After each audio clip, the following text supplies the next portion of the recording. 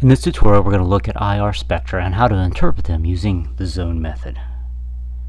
First, let's start with benzene.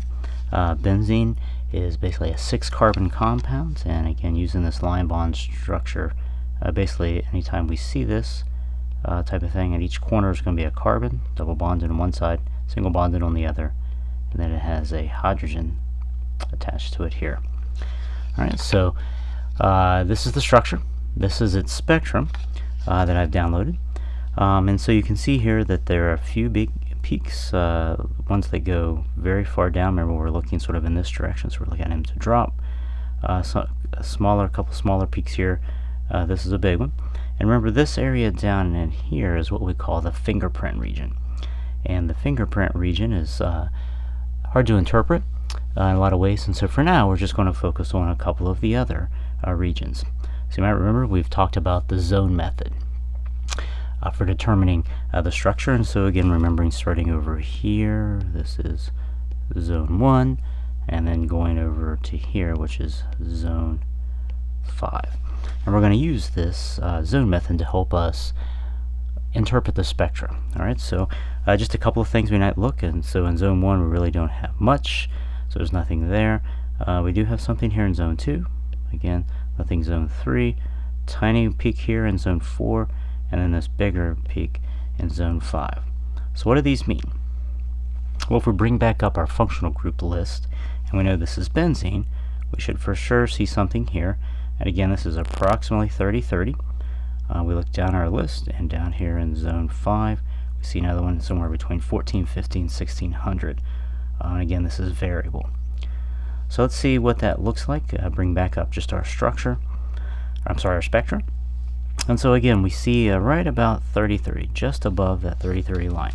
And again, one of the things that you could do is just take a ruler if you have this physical spectra, and actually on this, just take a pencil and sort of draw right down the 3000 range, and that's going to help separate anything under 3000 from just above 3000. And again, so you see a couple of smaller peaks, and those are approximately 3030, which what we anticipated. Again, we said nothing in zone 1 or zone 3.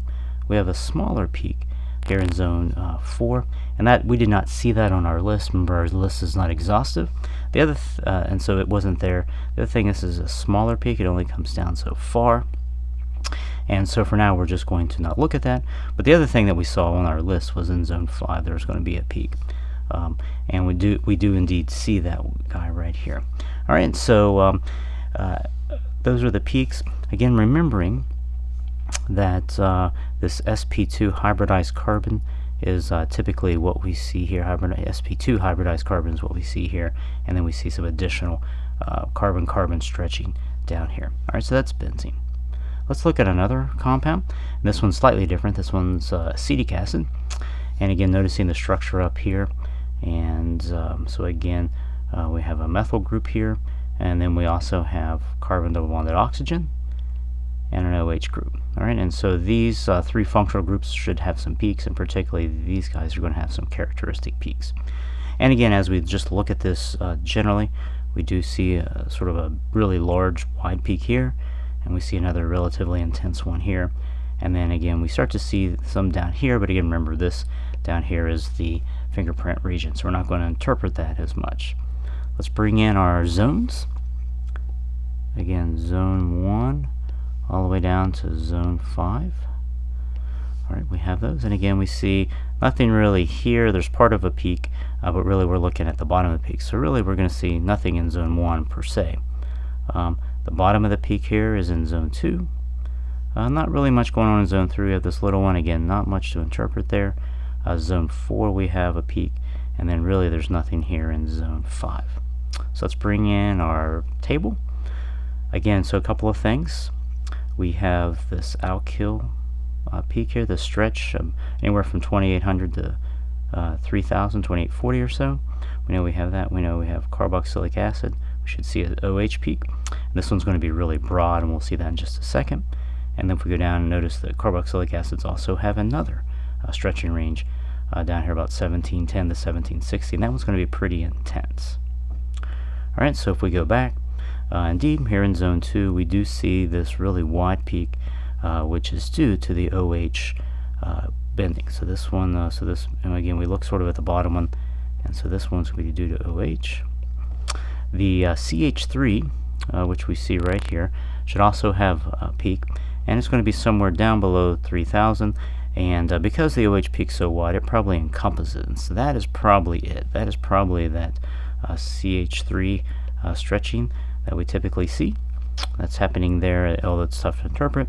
Again, nothing much in zone 3. Zone 4 has this guy, and that is extremely intense, and that is extremely characteristic of a carbonyl peak. All right, so you're going to typically see that, and in this case, just above 1,700. So right here is 1,700, and that's to be expected for this guy. And then again, nothing in zone 5. Okay, so that is benzene and acetic acid, just two common functional groups that we would often see. You might also search online for the SDBS database. This is a Japanese database. It's in English, published in English, but it's Japanese held, and they are a great resource of lots of IR spectra, which could become important for your unknowns in lab.